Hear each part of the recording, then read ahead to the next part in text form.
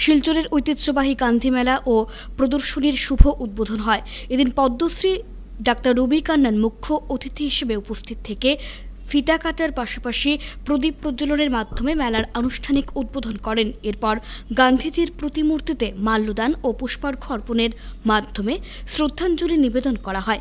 এদিন আয়োজিত সভায় গুটখা মুক্ত মেলা আয়োজন করার আহ্বান জানিয়ে জাতির জনক মহাত্মা গান্ধীর স্মৃতিতে সঙ্গীত পরিবেশন করেন পদ্মশ্রী ডাক্তার রবি কান্নান। এছাড়াও সভায় উপস্থিত অতিথিরা গান্ধীজির জীবনের বিভিন্ন দিক তুলে ধরার পাশাপাশি ঐতিহ্যবাহী গান্ধী মেলা ও প্রদর্শনীর তাৎপর্য জনসমক্ষে তুলে ধরেন। এদিন ডিডিসি রাজীব রায়, দুলাল মিত্র, রফিক আহমেদ ও পার্থরঞ্জন চক্রবর্তী সহ অন্যান্য গণ্যমান্য ব্যক্তিবর্গরা উপস্থিত ছিলেন।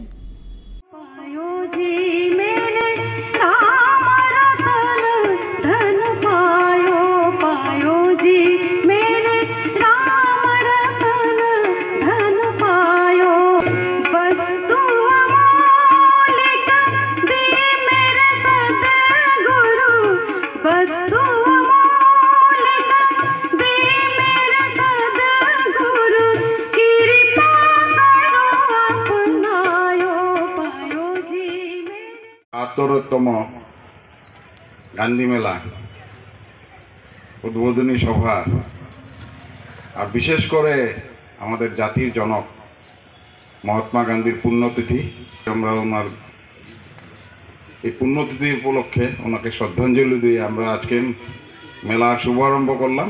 আর সাথে সাথে আশা করি আগামীতে যখন মেলা চলাকালীন আপনাদের থেকে সহায় সহযোগিতা পাবো, আপনারা সুন্দরভাবে আমরা মেলা পরিচালনা করব। আর সাথে এটা কথা বলতে চাই যে বিভিন্ন বিভাগকে আমরা অলরেডি রিকোয়েস্ট করেছি যে তাদের প্রদর্শনী এখানে লাগানোর জন্য। ये गांधी मेला का उद्घाटन करने के लिए मुझे बुला के सम्मान मुझे मिला। मेला कमेटी को मैंने कोई वैल्यू ऐड नहीं किया। गांधी जी के जो आदर्श हैं, जो 70 साल पहले इम्पॉर्टेंट थे, आज भी उतने ही इम्पॉर्टेंट हैं। अगर हम सब गांधी नहीं बन सकते, पर गांधी जैसे बनने की चेष्टा भी करेंगे ना, बहुत कुछ सुधर जाएगा। अभी मैं बाहर बैठा था, गांधी मेला के बारे में मेला कमेटी के मेंबर से मिस्टर आशु मैं सुन रहा था कि 1949 से मेला एक बांग्लादेश के युद्ध के समय और कोविड के समय छोड़ के कंटिन्यूसली चला। ये 72वां मेला है। पर टेक्नोलॉजी का यूज़ करके क्लाउड फिजिशियंस का समर्थन लेके हम एक 15 बेड का बहुत अच्छा ICU चला रहे हैं। ये अगर हेल्थ केयर में हो सकता है तो गांधी मेला में टेक्नोलॉजी को इन्वॉल्व करना एक अच्छी बात होगी। टेक्नोलॉजी से हम बहुत कुछ मेला का क्वालिटी बढ़ा सकते हैं, मेला का पहुंच बढ़ा सकते हैं। कछार एक बहुत बड़ा ज़िला है।